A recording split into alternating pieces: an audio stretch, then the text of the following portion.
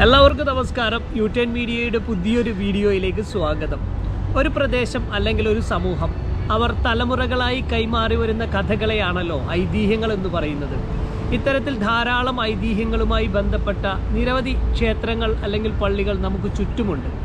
അത്തരത്തിൽ നമ്മുടെ കൊടുങ്ങല്ലൂരിനെ തൊട്ടടുത്ത പ്രദേശമായ കാർഷിക ഗ്രാമമായ പുത്തഞ്ചിറയിലുള്ള ഒരു ക്ഷേത്രത്തിൻ്റെ ഐതിഹ്യത്തെക്കുറിച്ചാണ് നമ്മൾ പറയുവാൻ പോകുന്നത്. പുത്തഞ്ചിറ കരിങ്ങച്ചിറ ശ്രീ ദുർഗാദേവി ക്ഷേത്രത്തിൻ്റെ മനോഹരമായ കാഴ്ചകളും അതുമായി ബന്ധപ്പെട്ട ചില ഐതിഹ്യങ്ങളും ഈ വീഡിയോയിലൂടെ നമുക്ക് കാണാം. അനേകം വർഷങ്ങൾക്ക് മുൻപ് പരശുരാമൻ പ്രതിഷ്ഠിച്ചതാകാം ഈ ക്ഷേത്രമെന്ന് പറയപ്പെടുന്നു.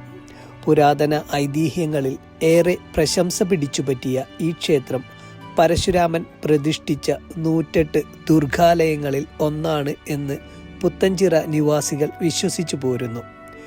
ടിപ്പു സുൽത്താൻ്റെ പടയോട്ട കാലത്ത് ഈ ക്ഷേത്രം പാടെ നശിപ്പിക്കപ്പെട്ടു എന്നാണ് കാരണവന്മാർ വിശ്വസിച്ചു പോരുന്നത്. അടുത്ത കാലം വരെ കേവലം ഒരു മൺകൂനയും കുളവും മാത്രമായിരുന്നു ഇവിടെ. പക്ഷേ ക്ഷേത്ര സങ്കേതമായി തന്നെ ജനങ്ങൾ ഈ പ്രദേശത്തെ കരുതിയിരുന്നു. ക്ഷേത്രപ്രതിഷ്ഠയായിരുന്ന ദേവി വിഗ്രഹം കരിങ്ങോൾച്ചിറയിലെ പുഴയിൽ നിന്ന് പുത്തഞ്ചിറ നിവാസികളായ മീൻപിടുത്തക്കാർക്ക് ക്ഷതമേറ്റ നിലയിലാണ് ലഭിക്കുന്നത്. കാലം കടന്നു പോകുമ്പോഴും പുനഃപ്രതിഷ്ഠകൾ നടന്നിരുന്നില്ല. തുടർന്ന് പുത്തഞ്ചിറ തിരുവിതാംകൂറിൽ ലയിക്കുകയും തിരുവിതാംകൂർ ഭരണാധികാരികൾ ക്ഷേത്രത്തിനടുത്ത് ഒരു അഞ്ചൽപ്പെട്ടി സ്ഥാപിക്കുകയും പോലീസ് സ്റ്റേഷൻ നിർമ്മിക്കുകയും ചെയ്തു. തിരുവിതാംകൂർ ഭരണാധികാരികൾ നിർമ്മിച്ച അഞ്ചൽപ്പെട്ടിയുടെയും പോലീസ് സ്റ്റേഷൻ്റെയും ഒക്കെ ചരിത്രം നമ്മൾ ഇതിനു മുൻപ് ഒരു വീഡിയോയിൽ ചെയ്തിട്ടുണ്ട്. അതിൻ്റെ ലിങ്ക് ഞാൻ ഡിസ്ക്രിപ്ഷനിൽ കൊടുക്കുന്നുണ്ട്. പുത്തഞ്ചിറയുടെ അതിർത്തിയായ കരിങ്ങോൾച്ചിറ കടത്ത് അടങ്ങിയ ഈ പ്രദേശത്തെ പ്രശസ്തിയിലേക്ക് എത്തിച്ചതും ക്ഷേത്രത്തിൻ്റെ ഐശ്വര്യമാകാം എന്ന് ഇവിടത്തെ ജനങ്ങൾ വിശ്വസിച്ചു പോരുന്നു. കേരള രൂപീകരണം നടന്നതിന് ശേഷം ക്ഷേത്രം തിരുവിതാംകൂർ ദേവസ്വം ഏറ്റെടുക്കുകയായിരുന്നു.